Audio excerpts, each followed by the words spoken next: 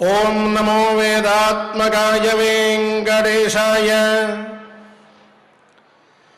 అంగీకృతం సువిరుదం భగవంస్త్వయేతి మద్భక్తపోషణమహం సతతం కరోమి.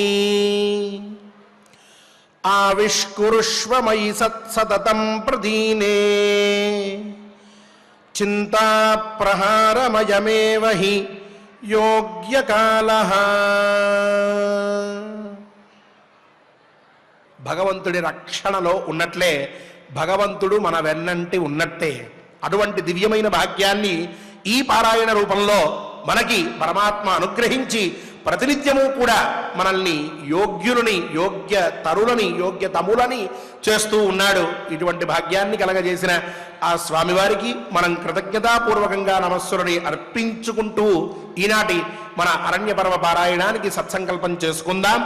స్వామివారి దివ్య అనుగ్రహంతో మనందరం కూడా విరాజులుదాం. ఓం నమో వెంకటేశాయ.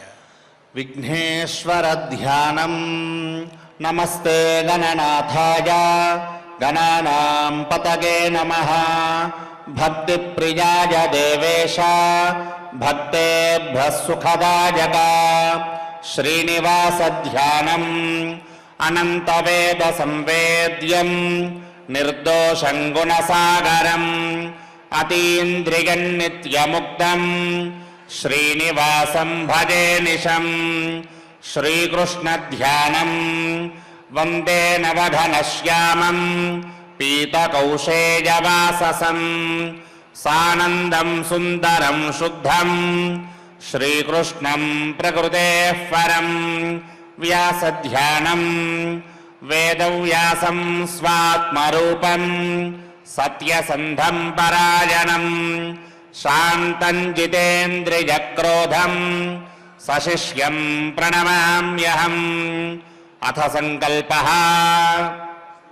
శ్రీమదాదివరాహ క్షేత్రే విరాజమానస్య జగద్రక్షణార్థమవతీర్ణస్య శ్రీమదఖిలాండకోటి బ్రహ్మాండనాయకస్య శ్రీవేంకటేశ్వర స్వామినః పరిపూర్ణానుగ్రహేణ సర్వేషాం భక్తజనానాం ఆధివ్యాధినివృత్తిద్వారా ఆయురారోగ్యైశ్వర్యాభివృద్ధ్యర్థం సర్వారిష్టనివృత్తిద్వారా సకలశ్రేయోభివృద్ధ్యర్థం ధర్మార్థకామమోక్షాఖ్య చతుర్విధా పురుషార్థసిద్ధ్యర్థం సమస్త పాపక్షయార్థం శ్రీపరమేశ్వర ప్రీత్యర్థం శ్రీమన్మహాభారతే వనపర్వణి యథాశక్తి సప్తచత్వారింశోऽధ్యాయాంతర్గత శ్లోకపారాయణం ఆచార్యముఖేన కరిష్యామహే. శ్రీకృష్ణ పరబ్రహ్మణే నమః. నారాయణం నమస్కృత్య నరం చైవ నరోత్తమం దేవీం సరస్వతీం వ్యాసం తతో జయముదీరయేత్. నరనారాయణౌ యౌతౌ పురాణౌ ఋషిసత్తమౌ తౌ ఇమౌ అనుజానీహి హృషీకేశ ధనంజయౌ. స్వర్గలోకంలో ఇంద్రార్జునులు అర్ధాసనం మీద కూర్చుని ఉండగా లోమశ మహర్షి వచ్చి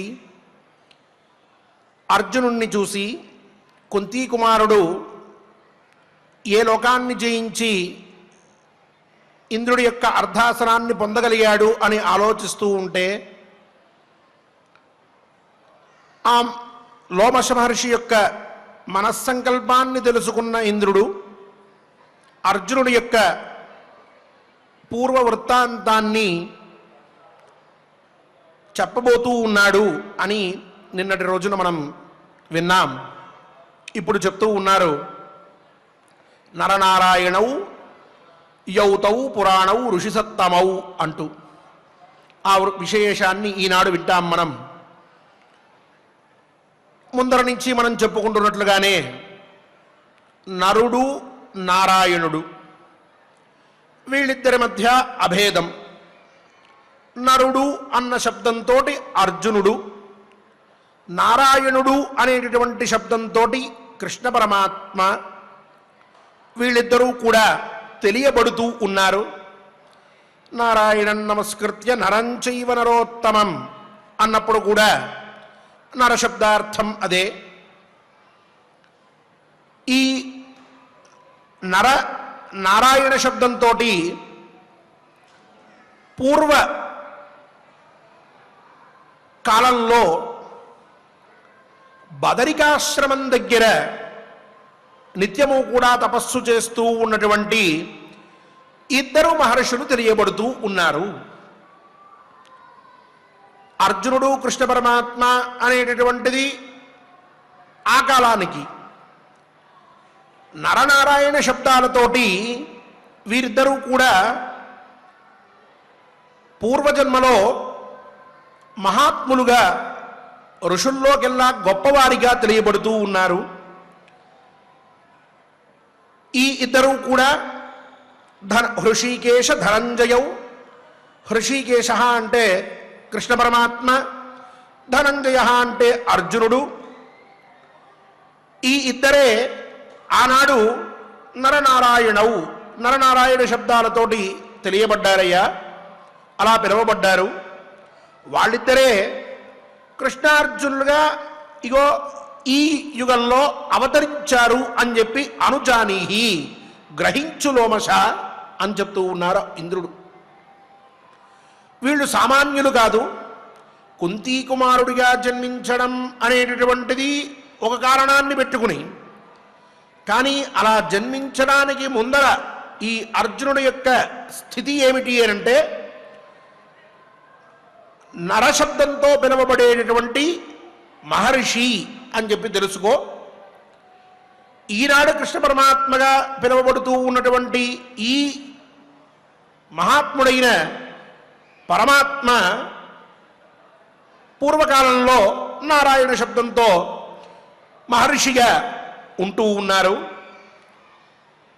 అని చెప్పి, విఖ్యాతౌ త్రిషు లోకేషు నరనారాయణ వృషి కార్యార్థం అవతీర్ణౌతౌ పృథ్వీం పుణ్యప్రతిశ్రయాం.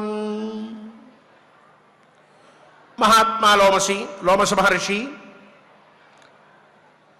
విఖ్యాతౌ త్రిషు లోకేషు, వీళ్ళిద్దరూ కూడా అంటే కృష్ణార్జునులు ఇద్దరూ కూడా పూర్వకాలంలో నరనారాయణులుగా పిలువబడేటప్పుడు మూడు లోకాల్లో కూడా వీళ్ళు ఎంతటి గొప్పవారో, వీళ్ళు ఎంత గొప్పగా తపస్సు చేశారో అందరికీ తెలుసు. అంతటి విఖ్యాతిని పొంది ఉన్నారు వీళ్ళిద్దరూ కూడా. అలా తపస్సు చేసుకుంటూ ఉన్నటువంటి వారు ఇలా ఎందుకు పుట్టవలసి వచ్చింది, ఈ యుగంలో కృష్ణార్జునులుగా ఎందుకు భూమి మీద అవతరించారు అనంటే, కార్యార్థం అవతీర్ణౌతౌ, ఒక గొప్ప పని చేయడం కోసం అని చెప్పి వీళ్ళిద్దరూ కూడా అవతరించారు. మనం ఆ పని ఏమిటో ఇత పూర్వం విన్నాం. రాక్షస సంహారము, భూభారాన్ని తగ్గించడం కోసం వీళ్ళిద్దరూ కూడా ఆ తపస్సును విడిచిపెట్టి నరనారాయణ అనేటటువంటి శబ్దములని కూడా విడిచిపెట్టి ఈ జన్మలో శ్రీకృష్ణ పరమాత్మ అర్జునుడు అనేటటువంటి నామధేయములని గ్రహించి భూలోకాన అవతరించారు అని చెప్పి, ఇక ఆ పైన యన్న శక్యం సురైర్ద్రష్టుం ఋషిభిర్వా మహాత్మభిః తదాశ్రమపదం పుణ్యం బదరీ నామ విశ్రుతం సనివాసో భవద్విప్ర విష్ణోర్జిష్ణోస్తథైవ చ యతః ప్రవవృతే గంగా సిద్ధచారణ సేవిత తౌ మన్యోగాద్ బ్రహ్మర్షే క్షితౌ జాతౌ మహాద్యుతి భూమే భారావతరణం మహావీర్యౌ కరిష్యతః. ఇక వీళ్ళిద్దరూ కూడా పూర్వ కాలంలో ఏ విధంగా ఉండేటటువంటి వారు, ఎక్కడ ఉండేటటువంటి వారు అంటే చెప్తూ ఉన్నారు, ఎన్నశక్యం సురైర్ద్రష్టం. చూడండి, బదరిక క్షేత్రానికి ఎంతటి ప్రాశస్త్యం ఉన్నదో, ఆ క్షేత్రం ఎంత గొప్పదో సాక్షాత్తు ఇంద్రుడు చెప్తూ ఉన్నాడు. దేవతల చేత కూడా చూడబడడానికి అశక్యమైనటువంటి స్థలం ఏదైనా ఉన్నదా అంటే భూలోకంలో బదరీ క్షేత్రం అని చెప్తూ ఉన్నారు. ఆ క్షేత్రంలో వీళ్ళిద్దరూ కూడా నిత్యము తపస్సు చేస్తూ ఉండేటటువంటి వారట. అక్కడికి దేవతలు వెళ్ళడానికి వీల్లేదట. ఋషిభిర్వా మహాత్మభి, మహాత్ములైనటువంటి ఋషులు కూడా అక్కడికి వెళ్ళలేకపోయేవారు. దాన్ని చూడడానికి వాళ్ళు కూడా అశక్తులై ఉండేటటువంటి వారట. ఈనాడు పరమాత్మానుగ్రహంతో మనందరికీ అంతటి పుణ్యక్షేత్రాన్ని చూసేటటువంటి యోగం పట్టింది. పూర్వకాలంలో ఆ క్షేత్రాన్ని ఋషులు లేక దేవతలు వీళ్ళు చూడడానికి చాలా కష్టమైనటువంటి స్థితి ఉండేదిట. అటువంటి క్షేత్రంలో తదాశ్రమ పదం పుణ్యం బదరీనామ విశ్రుతం. బదరీ అనేటటువంటి పేరుతో చాలా ప్రఖ్యాతిని పొందినటువంటి ఆ ప్రదేశాన్ని వీళ్ళిద్దరూ కూడా తమ నివాస స్థానంగా ఏర్పరచుకున్నారట. అక్కడ ఒక ఆశ్రమం ఉండేదిట. స నివాస అభవత్ విష్ణోహో జిష్ణోహో, విష్ణువుకి అలాగే జిష్ణువుకి అంటే కృష్ణార్జునులిద్దరికీ నరనారాయణులకి అది నివాస స్థానం అయిందట. వీళ్ళిద్దరూ అక్కడ ఉంటూ ఉండేవారట. ఉండి ఏం చేసేవారు అంటే నిత్యము తపస్సు ఆచరిస్తూ ఉండేవారు. పైగా ఆ ప్రదేశంలో యతః ప్రవవృతే గంగా సిద్ధచారణ సేవిత, సిద్ధులు చారణులు అనేటటువంటి మహాత్ములందరూ కూడా ఆ ప్రదేశంలో ఉండేటటువంటి గంగాదేవిని, ఆ నదిని నిత్యము కూడా సేవిస్తూ ఉండేవారట. అటువంటి పవిత్రాతి పవిత్రమైనటువంటి స్థలంలో ఈ కృష్ణార్జునులు ఇద్దరూ కూడా నరనారాయణ శబ్దముల చేత పిలువబడుతూ ఉన్నటువంటి వారై అక్కడ తపస్సుని ఆచరిస్తూ ఉంటే తౌ మన్నియోగాత్ బ్రహ్మర్షే క్షితౌ జాతౌ మహాద్యుతి, మహాప్రకాశం కలిగినటువంటి ఆ ఇద్దరూ కూడా మన్నియోగాత్ చెప్తున్నాడు ఇంద్రుడు లోమశ మహర్షితో, నా నియోగం చేత వీళ్ళిద్దరూ కూడా నా ప్రార్థనని అనుసరించి భూలోకంలో కృష్ణార్జునులుగా జన్మించి ఉన్నారు. ఏం చేస్తున్నారు వీళ్ళు, ఎందుకు జన్మించవలసి వచ్చింది అంటే భూమేర్భారావతరణం మహావీర్యౌ కరిష్యతః. ఎప్పుడైనా సరే అధర్మం బాగా వ్యాపించి ఉంటే, భూమి యందు జరగకూడనటువంటి పనులు జరుగుతూ ఉంటే, పాపం అనేటటువంటిది అందరి చేత ఆచరింపబడుతూ ఉంటే, ధర్మానికి స్థానం లేనటువంటి చోట ఎప్పుడూ కూడా అకృత్యములు మాత్రమే ఆచరింపబడుతూ ఉంటే, సమర్థుడైనటువంటి వాడు ధర్మాత్ముడు పీడింపబడుతూ ఉంటే, అధర్మాత్ముడు పాపాన్ని ఆచరించేటటువంటి వాడు సుఖ సంతోషాలతోటి వైభోగంతో విరాజిల్లుతూ ఉంటే, ధర్మానికి స్థానం లేక అధర్మమే అన్ని చోట్ల కూడా ప్రతిష్ఠింపబడుతూ ఉంటే, లోకంలో ఒకరికి ఉపకారం అనేటటువంటి మాటని మర్చిపోయి ఒక్కొక్కరు కూడా కామక్రోధాదులతోటి వెర్రవీగిపోతూ ఎవరూ కూడా మాకు ఏ ధర్మంతో పని లేదు, ఇష్టం వచ్చినట్టు చరిస్తాం అని చెప్పి అహంకరించి దేనికి భయపడక ఏ విషయానికి కూడా లొంగక తమ చిత్తానికి వచ్చినట్లుగా నచ్చినట్లుగా చరిస్తూ ఉంటే అప్పుడు భూభారం పెరుగుతుంది. భూభారం పెరగడం అంటే ఏమిటి అంటే అధర్మం పెచ్చురెళ్ళిపోవడమే అని అర్థం.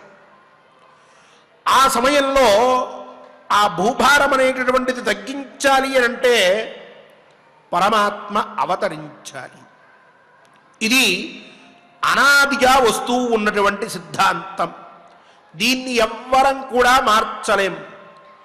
బాగా పెరిగిపోతోంది అన్నప్పుడు ఆ పెరిగినప్పుడు మంచి వాళ్ళందరూ కష్టపడవలసిందే, మంచి పనులు చేసేటటువంటి వారందరూ దుఃఖపడవలసిందే, సుఖ సంతోషాలతో ఉందామని ప్రయత్నం చేసేటటువంటి ధర్మాత్ములందరూ కూడా కళ్ళ వెంట రక్తాన్ని కార్చుకుని తీరవలసిందే.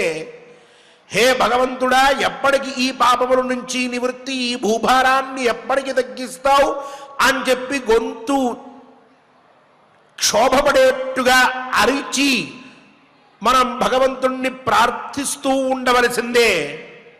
ఇలా అధర్మమంతా పెరిగి పెరిగి పెరిగి పెరిగి ధర్మాత్ములందరూ కూడా కష్టపడినటువంటి క్షణంలో అప్పుడు పరమాత్మ అవతరించి ధర్మ సంస్థాపనం చేసి ధర్మ సంరక్షణార్థాయ అని చెప్పినట్లు ధర్మ సంస్థాపనార్థాయ అని గీతలో అన్నట్లు ఆయన రావడం, ధర్మాన్ని స్థాపనం చేయడం, అధర్మాన్ని మొత్తాన్ని కూడా తుడిచిపెట్టడం, భూభారాన్ని తగ్గించడం.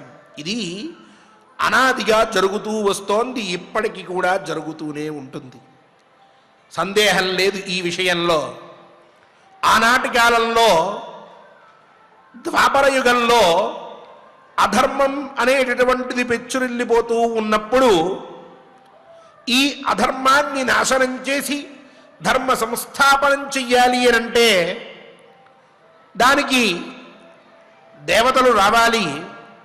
అందుకని ఈ ఇంద్రుడు కృష్ణార్జునులిద్దరినీ కూడా నరనారాయణులుగా ఆనాడు పిలువబడేటటువంటి వారిని బదరికాశ్రమంలో గంగానదీ తీరంలో తపస్సు చేసుకుంటూ ప్రపంచాన్ని మర్చిపోయి ఉన్నటువంటి వారిని ఆశ్రయించి మీ ఇద్దరూ కూడా భూలోకంలో అవతరించి భూభారాన్ని తగ్గించి శిష్ట రక్షణం చేసి తీరవలసినది అని అంటే దానికి అంగీకరించిన ఈ మహర్షులిద్దరూ కూడా ఇగో ఇప్పుడు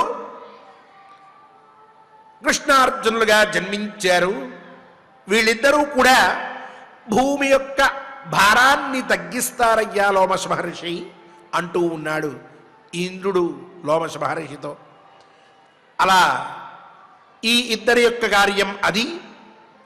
అలాంటి ఇద్దరిలో మహాత్ముడైనటువంటి పరమాత్మ భూలోకాన ఉండగా ఇగో ఈ నర అనేటటువంటి పేరుతోటి పిలువబడేటటువంటి ఈ మహాత్ముడు అర్జునుడిగా జన్మించి ఇప్పుడు కొన్ని అస్త్రములని నేర్చుకోవడం కోసమని చెప్పి ఈ లోకానికి వచ్చాడు, నా పక్కన కూర్చున్నాడు అని చెప్పాడు. అలా చెప్పిన పిమ్మట ఉద్వృత్తా హ్యసురా కేచిత్ నివాత కవచ ఇది విప్రియేషు స్థితాస్మాకం వరదానేన మోహితాః తర్కయంతే సురాన్ హంతుం బలదర్ప సమన్వితాః దేవాన్ న గణయంత్యేతే తథా దత్తవరాహితే. మహర్షి ఇక నివాత కవచులు అనేటటువంటి రాక్షసులు ఉన్నారు. వీరు చాలా బలవంతులు, పైగా వీళ్ళకి ఒక వరం కూడా ఉన్నది. ఆ వరప్రభావంతో అసలే మూర్ఖుడు, అందులో వాడికి వరం కూడా ఉన్నది అని అంటే ఇష్టం వచ్చినట్టు ప్రవర్తిస్తాడు. అలా ప్రవర్తిస్తూ ఉన్నటువంటి ఈ నివాత కవచులు అనేటటువంటి రాక్షసులు నిత్యము కూడా దేవతలని పీడించడం కోసమని చెప్పి సన్నద్ధులై ఉంటూ ఉన్నారు. మాకు అప్రియాన్ని ఆచరిస్తూ ఉన్నారు, అనిష్టాన్ని కలగజేస్తూ ఉన్నారు. ఇక వాళ్ళ యొక్క బలం బాగా పెరిగిన పిమ్మట తర్కయంతే సురాన్ హంతుం, దేవతలని కూడా చంపడం కోసమని చెప్పి వాళ్ళు ప్రయత్నిస్తూ ఉన్నారయ్యా. దేవతలని వాళ్ళు దేవాన్న గణయంత్యేతే, వాళ్ళేం లెక్కించట్లేదు దేవతలని. అంటే నేనంటే లెక్కలేదా అంటూ ఉంటామే, అలా చెప్తూ ఉన్నాడు ఇంద్రుడు. దేవాన్ నా గణయంత్యేతే, లెక్క చేయట్లేదయ్యా అసలు దేవతలంటే వీళ్ళు నివాత కవచులు. మీరెంత, మీ స్థాయి ఎంత అన్నట్లుగా ప్రవర్తిస్తున్నారు మాటోతి. వాళ్ళు అంత తీవ్రమైనటువంటి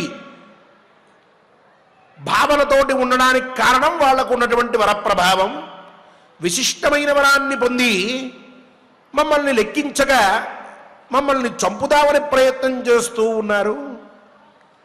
ఎవరు వీరు అంటే పాతాళవాసినో రౌద్రాః ధనోః పుత్రా మహాబలాః సర్వదేవ నికాయాహి నాలం యోధయితుం హితాన్ యోసౌ భూమిగత శ్రీమాన్ విష్ణుః మధునిషూదనః కపిలో నామ దేవోసౌ భగవాన్ అజితో హరిః ఏన పూర్వం మహాత్మానః ఖనమానా రసాతలం దర్శనాదేవ నిహతాః సగరస్యాత్మజా విభో.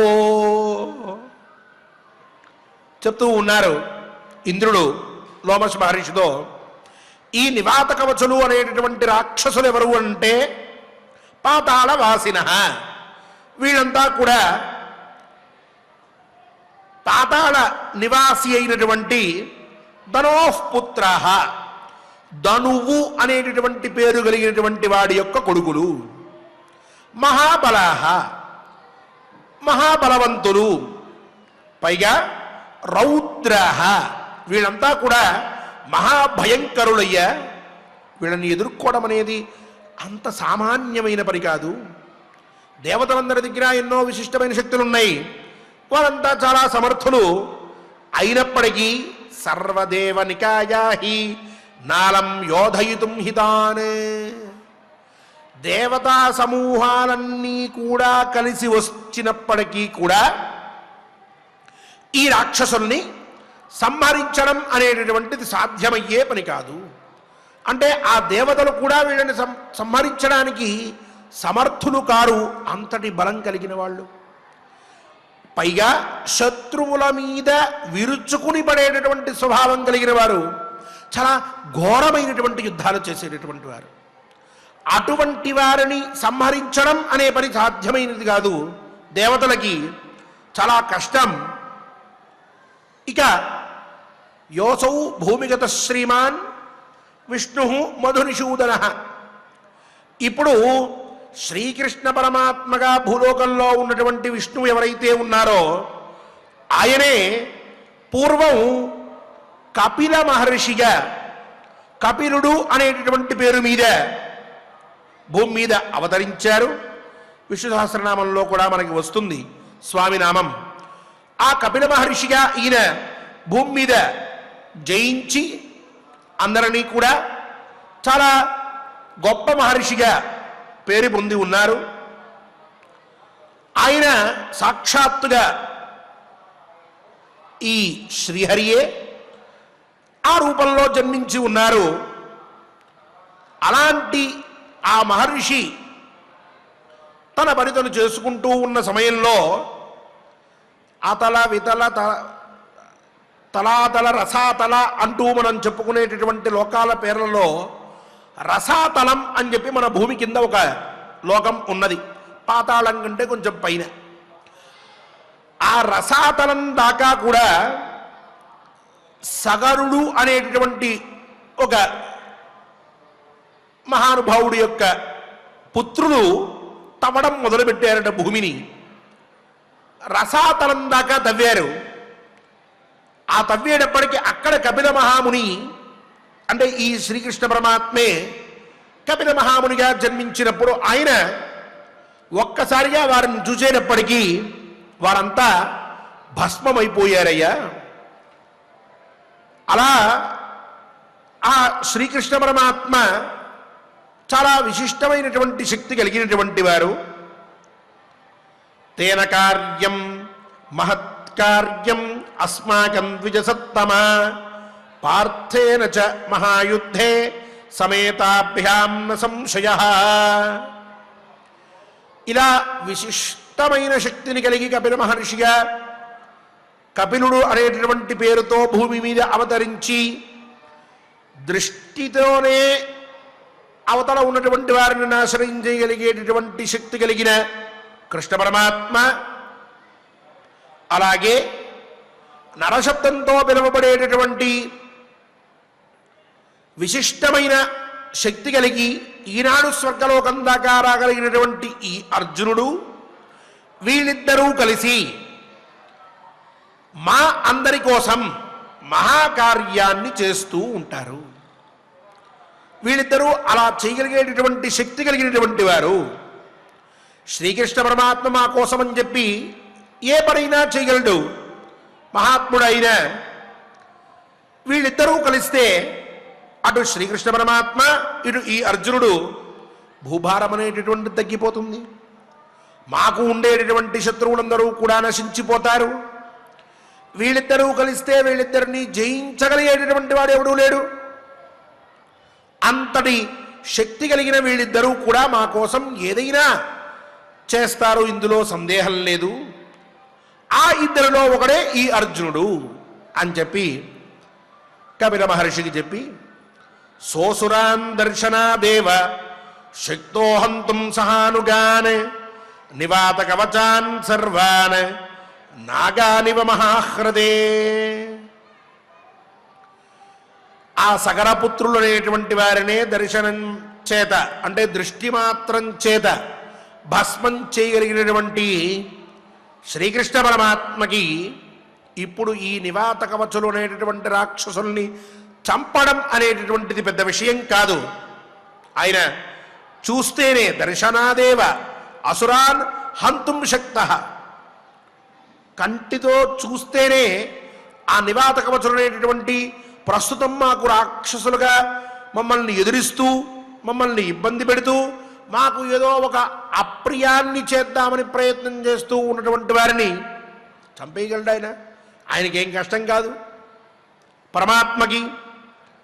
అలాగే వారి అనుచరుల్ని కూడా ఒక పెద్ద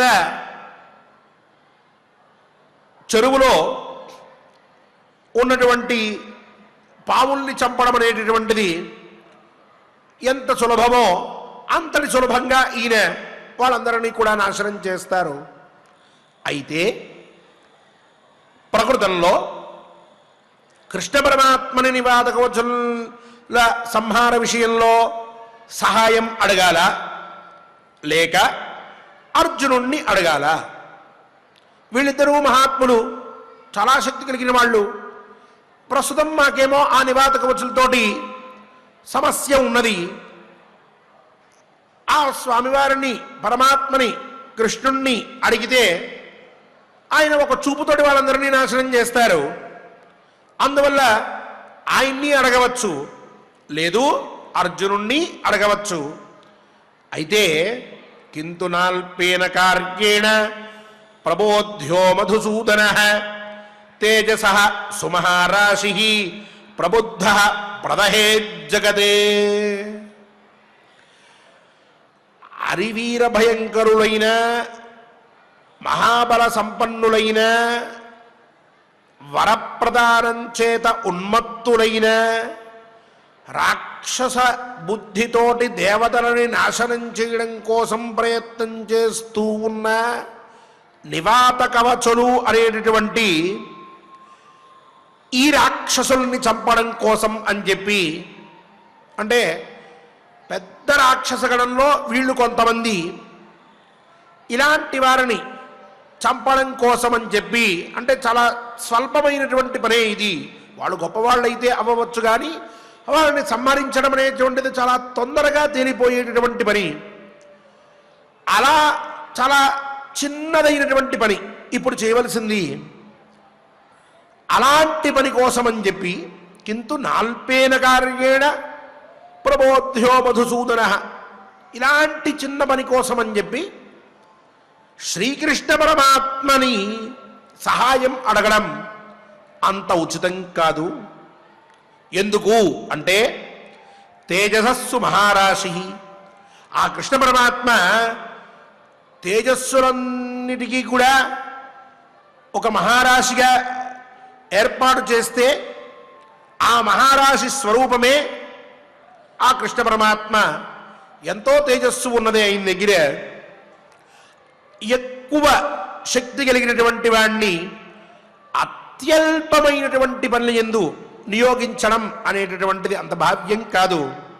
పైగా ప్రబుద్ధ ప్రదహే జగతే, శ్రీకృష్ణ పరమాత్మనే ఒకవేళ సహాయం అడిగినట్లయితే, ఆయన ఒప్పుకున్నట్లయితే, ఆయన వచ్చినట్లయితే తన యొక్క తేజస్సుతోటి కేవలం ఈ రాక్షసులనే కాదు సమస్త జగత్తుని కూడా దహించేస్తాడు ఆయన. అంతటి శక్తిమంతుడు. అటువంటి వాణ్ణి ఇప్పుడు అంత సామర్థ్యం కలిగినటువంటి వాణ్ణి నువ్వు ఈ కాస్త చిన్న పని చేయి స్వామి అని ప్రార్థించడం బాగుండదు. అందువల్ల అయం తేషాం సమస్తానాం శక్తః ప్రతి సమాసనే తాన్నిహత్య రణే శూరః పునర్యాస్యతి మానుషానే. లోమశ మహర్షి ఇంత చిన్న పనికి పరమాత్మని ప్రార్థించడం తగదు కాబట్టి ఇగో నా పక్కన అర్ధాసనంలో కూర్చుని ఉన్నటువంటి అర్జునుణ్ణి, సకల శక్తులు కలిగి ఉన్నటువంటి వాడు, సర్వసమర్థుడు, రాక్షసులందరినీ కూడా నివాత కవచుల్ని మొదలైనటువంటి వారిని వారి అనుచరగణాన్ని కూడా శూరుడైన ఇతనొక్కడే సంహరించగలడు.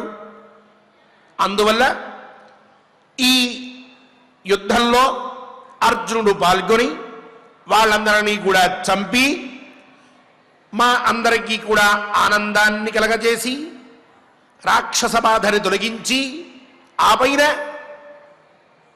మళ్ళీ పునర్యాస్యతి మానుషానే, మానవలోకానికి అర్జునుడు తిరిగి వెళ్తాడు. అంతవరకు కూడా తను ఇక్కడే ఉంటాడు అని చెప్పి ఆ పైన లోమశ మహర్షికి ఒక పెద్ద పని అప్పచెప్తూ ఉన్నారు ఇంద్రుడు. అర్జునుణ్ణి సర్వసమర్థుణ్ణి చేశారు. ఇక ధర్మరాజు, భీముడు, నకులుడు, సహదేవుడు, ద్రౌపది వీళ్ళంతా అరణ్యంలో ఉన్నారు. ఇప్పుడు వీరు చేయవలసినటువంటి పని ఏమిటి అంటే పాప పరిహారార్థం, పుణ్య సంపాదనార్థం మహర్షులు మనకి ఎన్నో ఉపాయాలని చెప్పారు. అత్యంత అసమర్థుడు అనుకోండి, కూర్చున్న దగ్గర కూర్చున్నట్లుగానే గోవింద, నారాయణ, విష్ణు అని అనుకోవయ్యా అని చెప్పారు. ఇంకొంచెం సమర్థత ఉందనుకోండి, శరీర శక్తి, నాయన కాస్త పూజ, వ్రతము, హోమము చేసుకోవయ్యా అన్నారు. ఇంకొంచెం శక్తి కలిగినటువంటి వాడు అనుకోండి, నాయన నువ్వు దానము, ధర్మము అవి కూడా ఆచరించవయ్యా అన్నారు. ఇంకొంచెం శక్తి ఉందనుకోండి, మహాయజ్ఞములు, మహాయాగములు, అందరికీ అన్నదానములు ఇవన్నీ చెయ్యవయ్యా అన్నారు. శారీరక సామర్థ్యం బాగా ఉందనుకోండి, మంచి శక్తివంతుడు అనుకోండి, నాయన నువ్వు బయలుదేరి తీర్థయాత్రలు చేస్తూ అక్కడక్కడ ఉండేటటువంటి నదుల్లో స్నానాలు చేసి దేవతా సందర్శనం చేసి దాన ధర్మాదులన్నీ చేసి తిరిగింటికిరా, నీ పాపం పోతుంది అన్నారు. శరీర సామర్థ్యాన్ని బట్టి, మన యొక్క ఆర్థిక స్థితిని బట్టి, మన యొక్క యోగ్యతని బట్టి శాస్త్రము మనకి ఎన్నో మార్గాలని ఉపదేశించింది. మన యందు అత్యంత ప్రేమాభిమానములు కలిగినటువంటి మహర్షులు మనకి ఎన్నో ఉపాయాలని ఉపదేశించారు. ఇప్పుడు ఈ ధర్మరాజు మొదలైనటువంటి వారికి శారీరక సామర్థ్యం ఉన్నది, పాప నివృత్తి కావాలి, భవిష్యత్తులో మహాసంగ్రామం జరుగుతుంది, ఆ సమయంలో వాళ్ళకి ఒక యోగ్యత కలగాలి, వాళ్ళు సమర్థులై ఉండాలి అని ఆలోచించి ఇంద్రుడు లోమశ మహర్షికి ఒక పెద్ద బాధ్యతని అప్పచెప్తూ ఉన్నారు. ఈ విషయం వెళ్ళి నువ్వు చెప్పు, వాళ్ళ వెంట ఉండు, వాళ్ళని ఈ పని చేయమని చెప్పు అంటూ లోమహర్షి మహర్షికి ఒక ఉపదేశాన్ని చేస్తూ ఉన్నారు. అదే సమయంలో అర్జునుడు కూడా ప్రార్థిస్తూ ఉన్నాడు. ఆ మహర్షిని ధర్మరాజుకి మొదలైనటువంటి వారికి క్షేమం కలగడం కోసం ఇంద్రుడు ఏమని చెప్పారో, లోమశ మహర్షి ఏ విధంగా ఆ మాటల్ని స్వీకరించారో వాటిల్లో ఉన్నటువంటి అంతరార్థమేమిటో రేపటి కథాశ్రవణంలో మనందరం కూడా శ్రద్ధగా విందాం.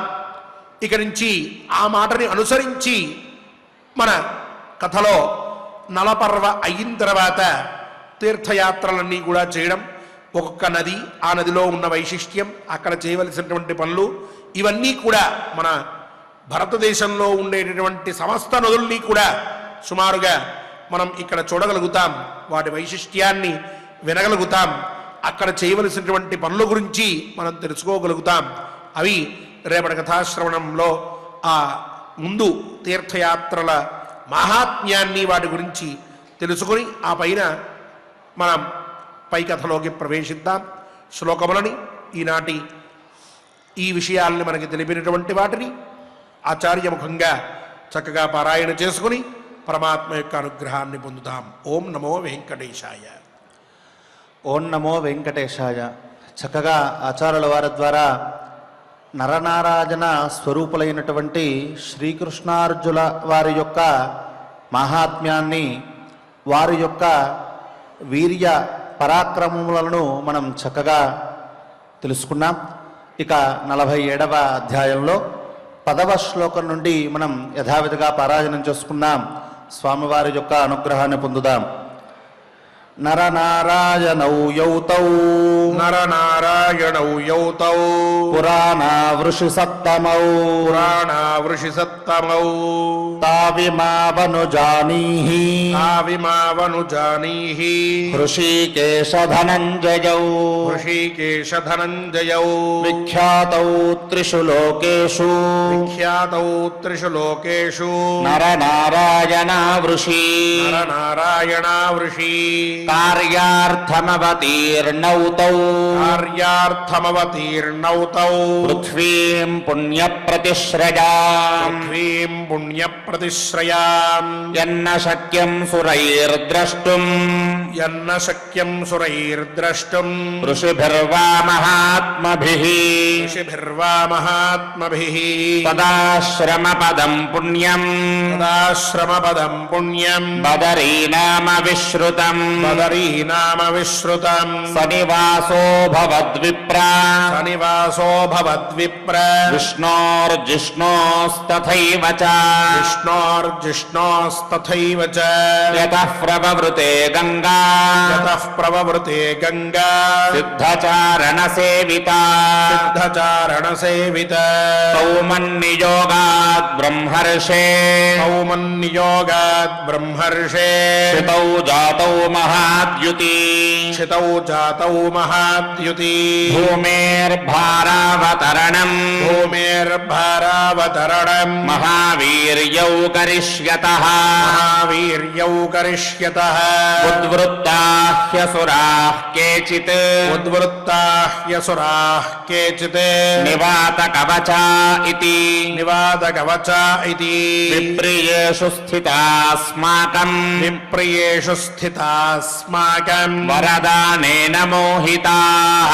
వరదానేన మోహితాః తర్కయంతే సురాన్ హంతుం తర్కయంతే సురాన్ హంతుం బలదర్పసమన్వితాః బలదర్పసమన్వితాః దేవాన్నగనగంత్యేతే దేవాన్నగణయంత్యేతే తథా దత్తవరాహితే తథా దత్తవరాహితే పాతాళవాసినో రౌద్రాః పాతాళవాసినో రౌద్రాః ధనోః పుత్రా మహాబలాః ధనోః పుత్రా పుత్రా మహాబలాః సర్వదేవనికాయాహి సర్వదేవనికాయాహి నాలం యోధయితుం హితాన్ నాలం యోధయితుం హితాన్ యోసౌ భూమిగత శ్రీమాన్ యోసౌ భూమిగత శ్రీమాన్ విష్ణుర్మధునిషూదనః విష్ణుర్మధునిషూదనః కపిలో నామ దేవౌసౌ కపిలో నామ దేవోసౌ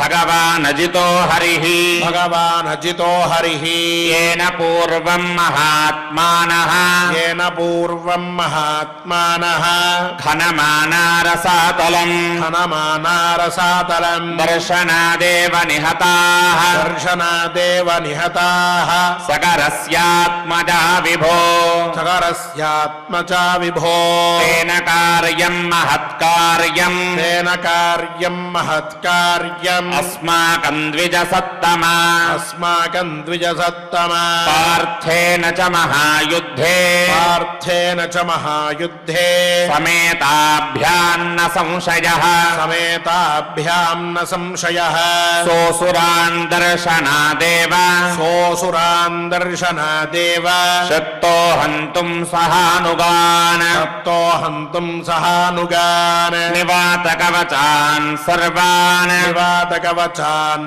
सर्वान् नागानिव महाह्रदे मार्यानिव महाह्रदे किन्तु नाल्पेन कार्येण किन्तु नाल्पेन कार्येण प्रबोध्यो मधुसूदनः प्रबोध्यो मधुसूदनः तेजसस्सु महाराशिः तेजसस्सु महाराशिः प्रबुद्धः प्रदहेज्जगत् प्रबुद्धः प्रदहेज्जगत् अयम् तेषां समस्तानाम् अयं तेषां समस्तानां शक्तः प्रतिसमासने शक्तः प्रतिसमासने तान्निहत्यरणे शूरः तान्निहत्यरणे शूरः पुनर्यास्यति मानुषान् पुनर्यास्यति मानुषान् भवानस्मन्नियोगेन भवानस्मन्नियोगेन यातु तावन्महीतलम् यातु तावन्महीतलम् काम्यके द्रक्ष्यसे वीरम् काम्यके द्रक्ष्यसे वीरम् निवसन्तं युधिष्ठिरम् निवसन्तं युधिष्ठिरम् ఓం నమో వెంకటేశాయ. గోవిందనామ సంకీర్తనాన్ని శ్రీ అన్నమాచార్య ప్రాజెక్ట్ కళాకారులతో అందరితో కలిసి చక్కగా మనందరం నిర్వహించుకుందాం. స్వామివారి దివ్యానుగ్రహాన్ని పొందుదాం. వెంకటరమణ గోవింద సంకటహరణ గోవింద గోవింద హరి గోవింద వెంకటరమణ గోవింద శ్రీనివాస శ్రీ వెంకటేశ భక్తవత్సల భాగవత ప్రియ నిత్య నిర్మల నీలమేఘ శ్యామ పురాణ పురుష పుండరీకాక్ష నందనందన నవనీత చోర పశుపాలక శ్రీ పాప విమోచన దుష్ట సంహార దురిత నివారణ కృష్ణ పరిపాలక కష్ట నివారణ గోవింద హరి గోవింద గోకుల నందన గోవింద గోవింద హరి గోవింద గోకుల నందన గోవింద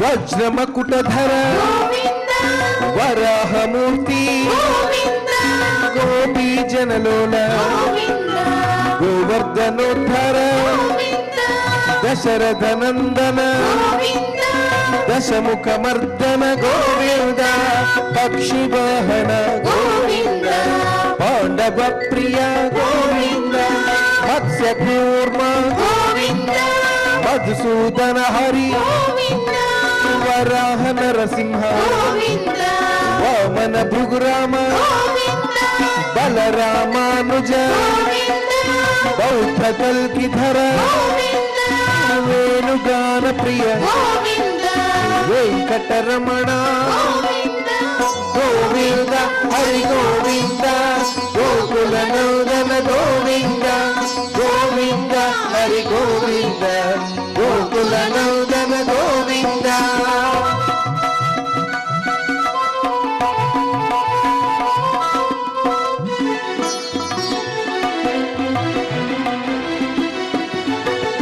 సీతానాయక శ్రిత పరిపాలక దరిద్ర జన పోషక ధర్మ సంస్థాపక అనాథ రక్షక ఆపద్ బాంధవ శరణాగత వత్సల కరుణా సాగర కమల దళాక్ష కామిత ఫలద పాప వినాశక పాహి మురారే శ్రీ ముద్రాంకిత శ్రీవత్సాంకిత ధరణీ నాయక దినకర తేజ గోవింద హరి గోవింద గోకుల నందన గోవింద గోవింద హరి గోవింద గోకుల నందన గోవింద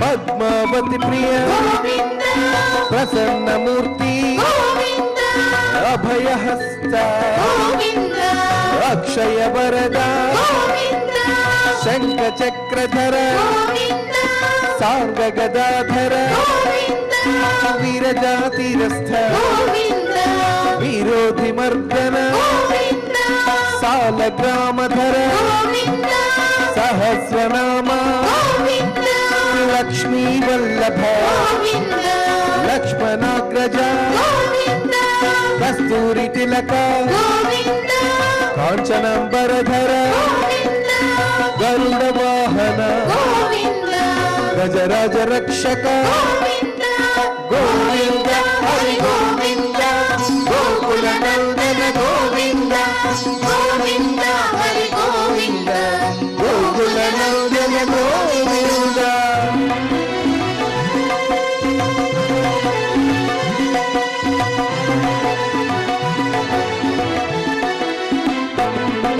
వానర సేవిత వారధి బంధన సప్తగిరీశ ఏక స్వరూప శ్రీరామకృష్ణ రఘుకుల నందన ప్రత్యక్ష దేవ పరమ దయాకర గోవింద వజ్ర కవచధర గోవింద వైజయంతిమాల గోవింద వడ్డీ కాసులవాడ గోవింద వసుదేవ తనయ గోవింద బిల్వ పత్రార్చిత గోవింద భిక్షుక సంస్థుత గోవింద శ్రీ పుంరూప గోవింద శివ కేశవమూర్తి గోవింద గోవింద హరి గోవింద గోకుల నందన గోవింద గోవింద హరి గోవింద గోకుల నందన గోవింద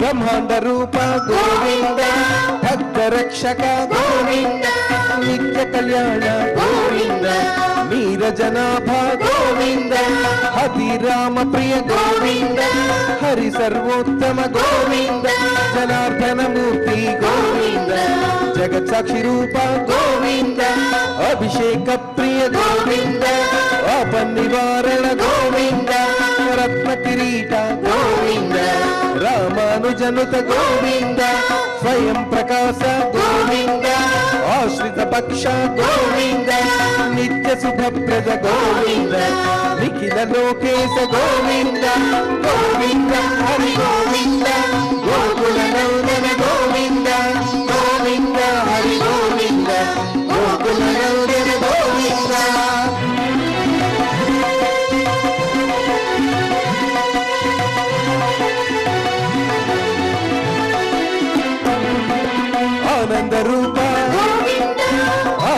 రహిత గోవింద ఇహ పరదాయక గోవింద యుధరాజ రక్షక గోవింద పరమదయాళో గోవింద పద్మనాభ హరి గోవింద తిరుమల వాస గోవింద తులసీ వనమాల గోవింద శేష సాయినే గోవింద శేషాద్రి నిలయ గోవింద మత్స్యావతార గోవింద ఏడు కొండలవాడ గోవింద గోవింద హరి గోవింద గోకుల నందన గోవింద గోవింద హరి గోవింద గోకుల నందన గోవింద గోవింద హరి గోవింద గోకుల నందన గోవింద గోవింద హరి గోవింద గోకుల నందన గోవింద గోవింద హరి గోవింద గోకుల నందన గోవింద గోవింద హరి గోవింద గోకుల నందన గోవింద గోకుల నందన గోవింద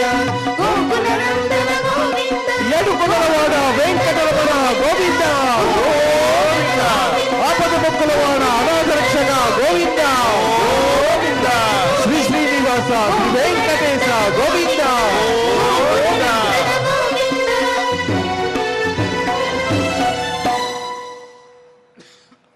ఓం నమో వెంకటేశాయ.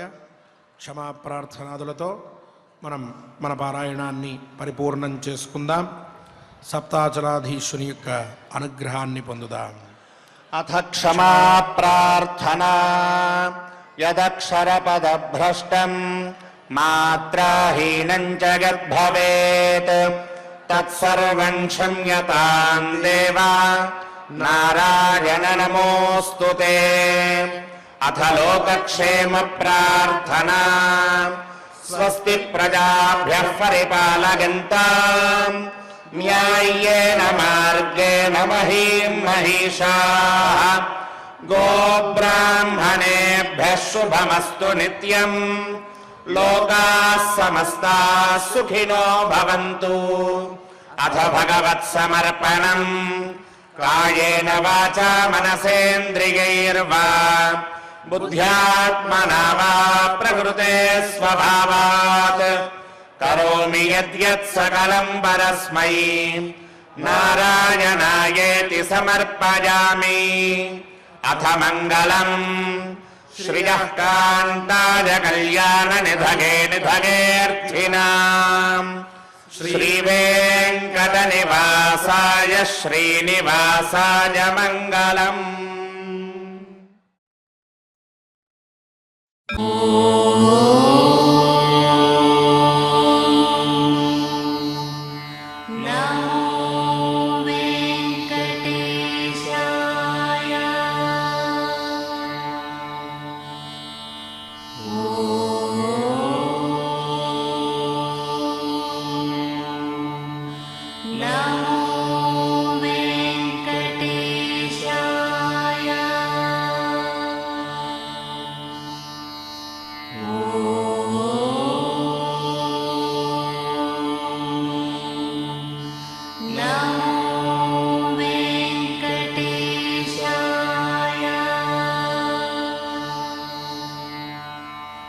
ఓ